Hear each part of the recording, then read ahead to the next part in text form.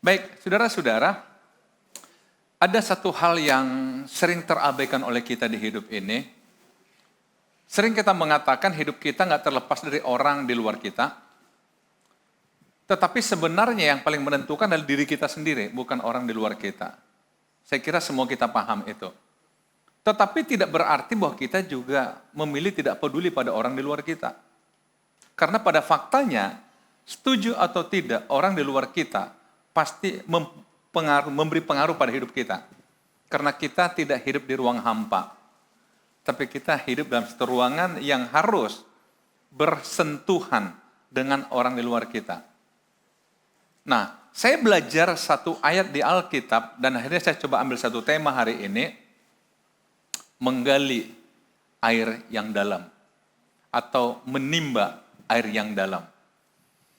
Saya senang saudara ada ayat yang bicara ini ketika saya renungkan, iya ya asik ini, menimba air yang dalam. Mari kita coba lihat di dalam Amsal 20 ayat 5, menimba air yang dalam. Rancangan di dalam hati manusia itu seperti air yang dalam, tetapi orang berpengertian dapat menimbanya.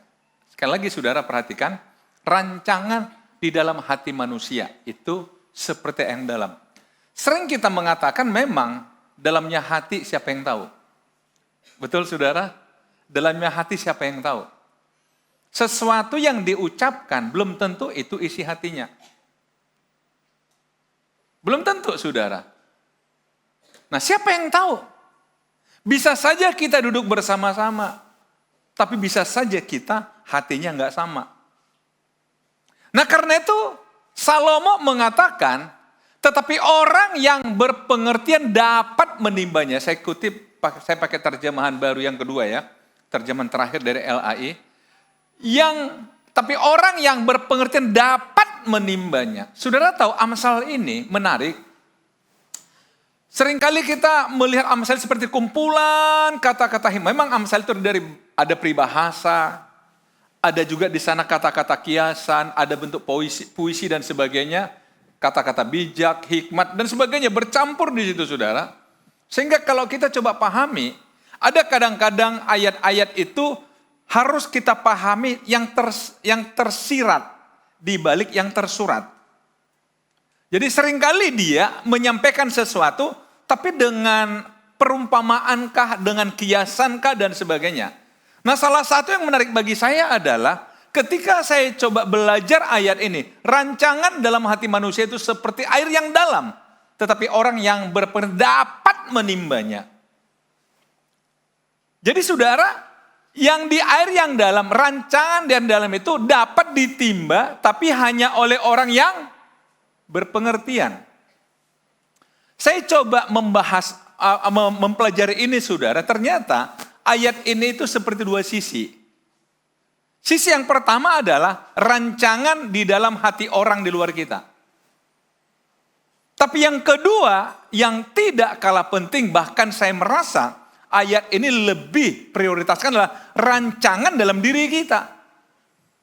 Karena sering kita mencoba mencari tahu isi hati orang, tapi kita sendiri tidak coba menggali isi hati kita. Saudara-saudara, sering kita menghabiskan banyak waktu untuk mempelajari orang, tapi kita lupa mempelajari diri kita. Nah, saya coba masuk pada yang pertama saudara, yang dikatakan rancangan dalam hati manusia itu seperti air yang dalam, tapi orang yang berpengertian dapat menimbanya. Saudara sering kita terjebak pada mulut manis orang, rayuan orang, gaya orang, sikap orang. Tapi tanpa kita sadari pelan-pelan, dia mulai membungkus kita dengan permainan kehebatan dia, dengan kelicikannya dia. Sebab apa saudara? Sesungguhnya yang tampil di luar itu bukan itu yang di dalam. Yang di dalam inilah lama-lama akhirnya kita paham. Salomo sebagai raja yang menulis Amsal ini, dia pernah membuktikan saudara. Satu ketika dicatat dalam Alkitab, Ada 2 orang wanita yang sama-sama punya baby. Tahu kisahnya itu ya? Nah rupanya satu ibu ini, mungkin orang Medan bilang tidurnya lasak, sehingga dia tidur menimpa anaknya dan anaknya mati. Masih sama-sama baru lahir 2 baby ini. Nah ketika dia bangun anaknya mati, dia lihat tetangga sebelahnya yang kayaknya satu kamar begitu, lagi tidur nyenyak, anaknya masih hidup. Maka diam-diam dia tukarkan anak itu. Tahu kisahnya ya? Nah akhirnya begitu bangun pagi saudara, mereka ribut. Kenapa? Si ibu yang satu merasa, kok anak saya mati? Akhirnya mereka bertengkar. Dia lihat kayaknya anak saya itu. Oh enggak, anak saya ini. Anak kamu yang mati. Mulai berdebat sudah, bertengkar. Dan tidak ada yang bisa menyelesaikan. Kemana perginya mereka? Ke Raja Salomo. Ketika Salomo melihat, oke kalau begitu gini aja supaya adil ya. Dia panggil prajuritnya, ambil pedang yang tajam. Sebab ini anak mau kita belah 2, biar adil. Dari atas sampai bawah adil dia. Jadi masing-masing dapat mata 1, hidung sebelah, kuping 1, kan gitu. Ya, saya bisa bayangkan Salomo mungkin katakan itu, karena saya yakin Salomo nggak serius. Tapi dia coba ingin menimba isi hati orang. Dia kata, prajurit tolong, ya oke ukur. Nah begitu saudara, pedang mulai dicabut, seorang ibu katakan, Tuanku memang harus begitulah supaya adil. Belah 2 aja anak ini. Tapi yang satu katakan, Tuanku, ampun Tuanku. Tolong jangan dibelah anak, kasih aja sama dia Allah. Yang penting anak ini hidup. Nah, coba lihat. Itu cara Salomo menimba hati orang. Apa kata Salomo? Berarti yang inginkan anak hidup, pasti ibunya kandung. Tapi yang inginkan mati, ini pasti ibu palsu. Biasa, ada pepatah mengatakan, dang diho, tumagut tubegu. Yang tidak paham, tanya sebelahnya. Artinya apa? Lebih baik sama-sama nggak kebagian. Paham artinya Bapak Ibu? Tapi itulah caranya Salomo untuk apa? Menimba rancangan di hati orang. Saudara-saudara, ini yang Salomo ingin juga kita belajar. Milikilah pengertian supaya kita bisa menimba isi hati orang. Motifnya orang, rancangan orang. Supaya kita tidak masuk dalam perangkapnya dia. Saudara percaya sih percaya. Ya saya tidak mengatakan kita harus pesimis. Enggak juga sih, bukan ke sana arah. Tetapi Salomo ingin mengatakan, janganlah hidupmu diperdaya oleh orang-orang yang punya rancangan yang jahat. Supaya kita lepas dari perangkap orang-orang yang ingin menghancurkan kita. Saudara-saudara lihat. Jadi itu sisi yang pertama yang saya coba pahami di sini. Bahwa ketika kita berhadapan dengan orang di luar kita. Tolong. Timba sampai dapat. Sampai kita tahu.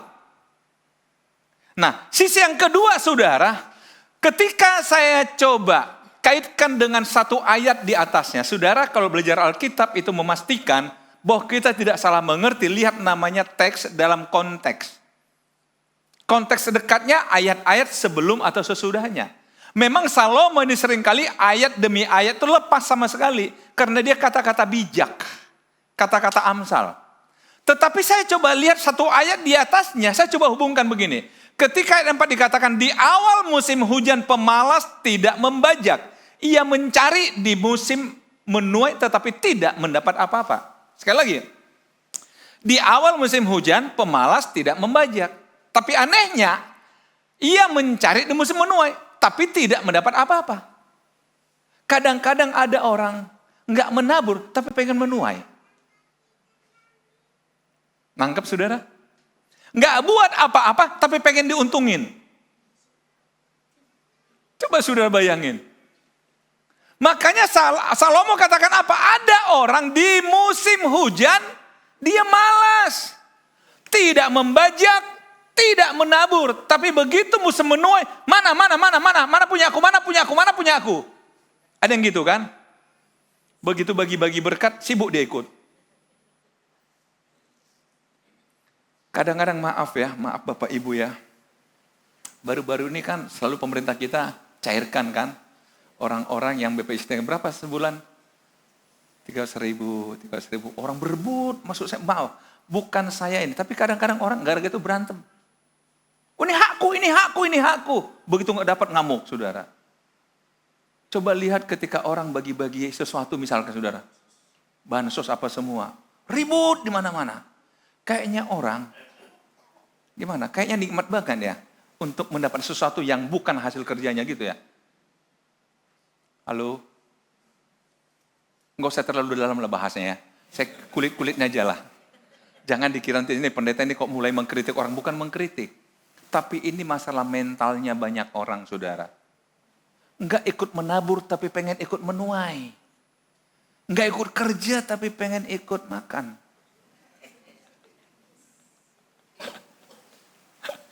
Saya pernah nonton video, saudara. Jadi seorang bapak berdoa untuk makan. Tuhan, padahal 3 orang kami kerja tapi makan kami 6 orang. Ada yang nonton itu, saudara? Tapi nggak apa-apalah Tuhan.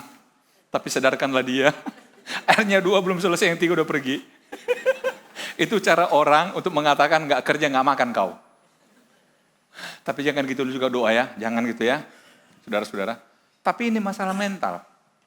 Coba lihat, pemalas. Selalu pemalas ini paling banyak komentar, paling banyak kritik. Kenapa nggak begini? Kenapa nggak begitu? Padahal dia nggak buat apa-apa. Tapi yang dibuat orang selalu dikritik. Saya suka ada orang buat seperti ini. Saudara tahu, komentator itulah orang-orang yang tidak buat apa-apa.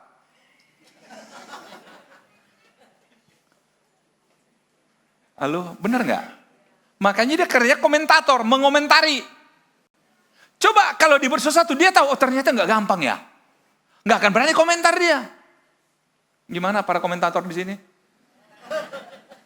Coba buat, oh ternyata susah ya. Nggak akan berani komentar. Sama tukang kritik itu karena nggak buat apa-apa. Pemalas nggak buat apa-apa, tapi pengen menuai.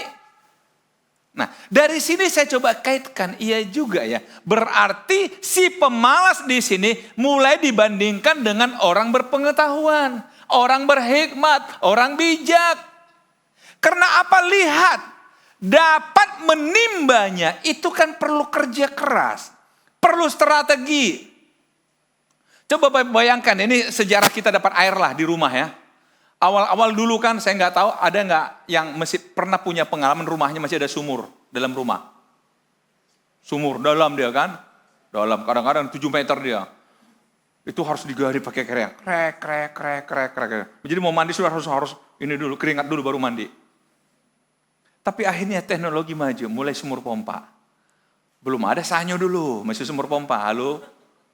Sumur pompa, kersek, ya kan, pompa. Kadang anak-anak kita satu pompa satu mandi dipancur langsung. Waduh, itulah mainan anak-anak zaman dulu. Jadi kalau mau dia bermain harus kerja keras. Beda anak-anak sekarang.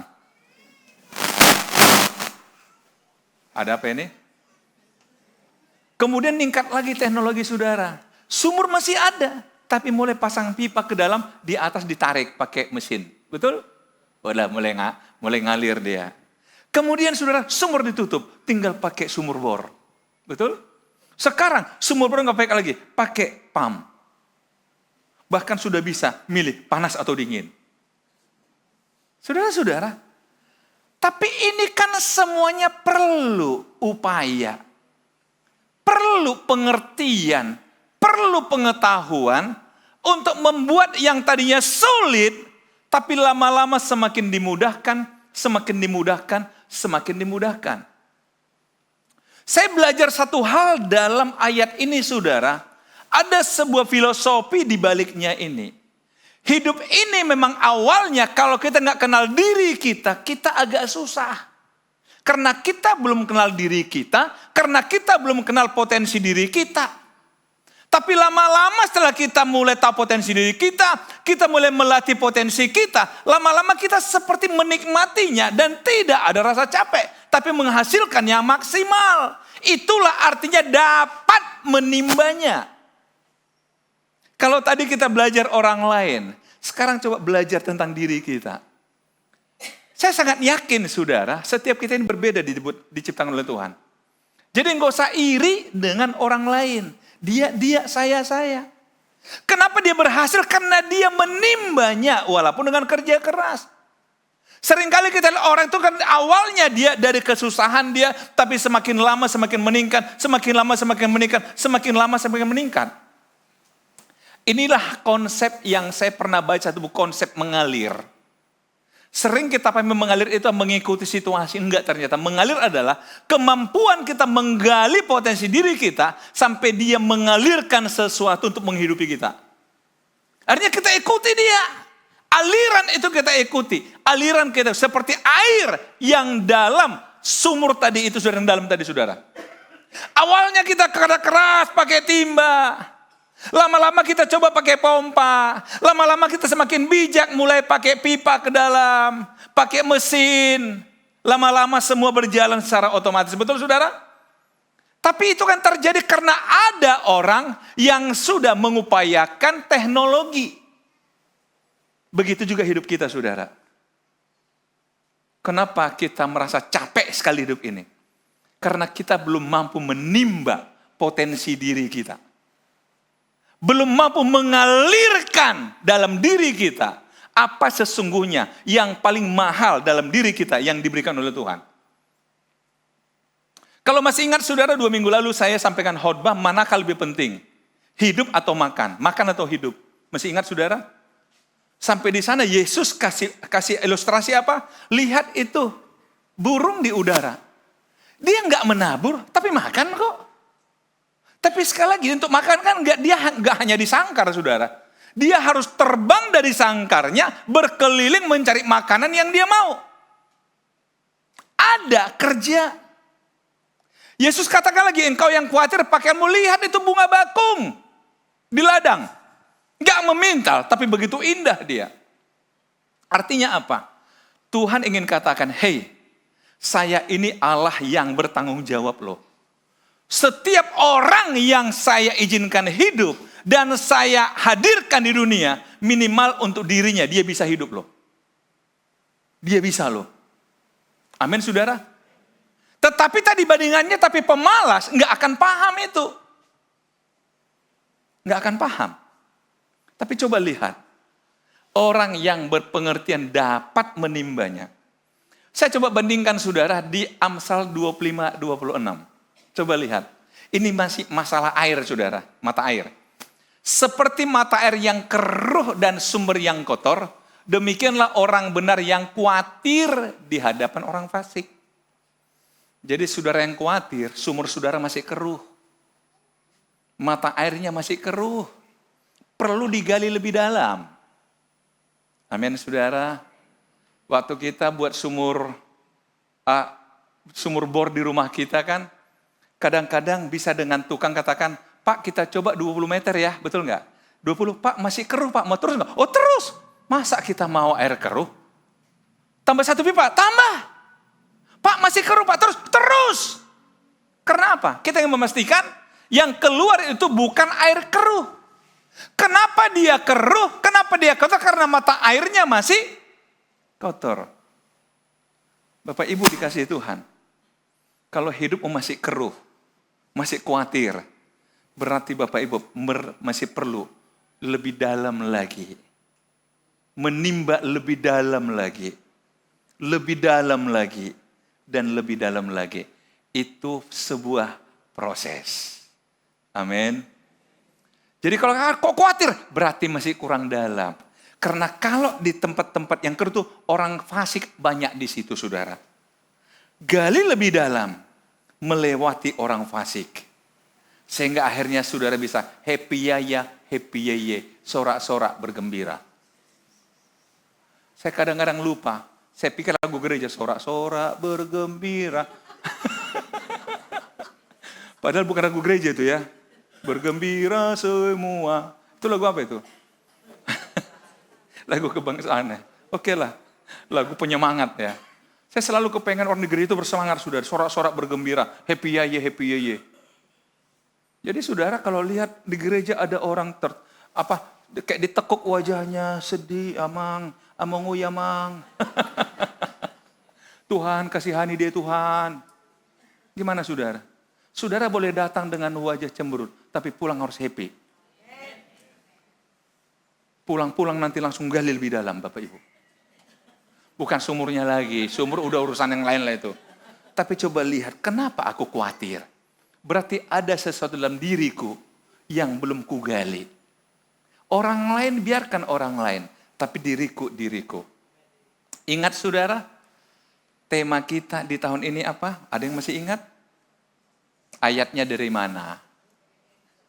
Biasa, banyak belajar, sedikit belajar, tidak belajar, saudara yang mana? Yuk kita ulangi ya. Masa ayat tema dilupakan? Kan baru bulan Juni, belum Desember, kok udah lupa? Yuk. Di luar itu kan gede-gede itu saudara, satu tembok itu. Baca dong, call on Jesus. Jadi kalau saudara merasa, tapi saya mau menggali gimana caranya? Ada Tuhan. Gampang, Yeremia 33 ayat 3. 3 Yeremia. Anggap aja ini, kalau 1, 2, 3 kan PLN. Kalau 3, Yesus. Amin saudara, kan gampang saudara. Tapi nggak berarti saudara, 3, Yesus. Bukan gitu juga. Ya, mari kita baca ya. Yeremia 33 ayat 3. Sama-sama dari Yeremianya ya, biar tahu ayatnya. 1, 2, 3. Yeremia 33 ayat 3.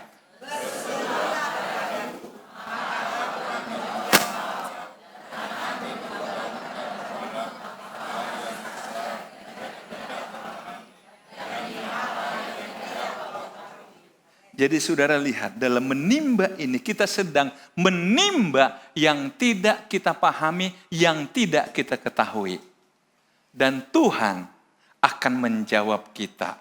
Semakin dalam kita menimba, semakin dalam yang kita ketahui. Semakin melatih diri kita berkomunikasi dengan Tuhan. Katakan, Tuhan tolonglah aku supaya kau tahu siapa diriku dan aku bisa mengeluarkan potensi diriku. Percayalah, maka Tuhan akhirnya akan menolong kita dalam hari-hari kita. Tuhan Yesus memberkati.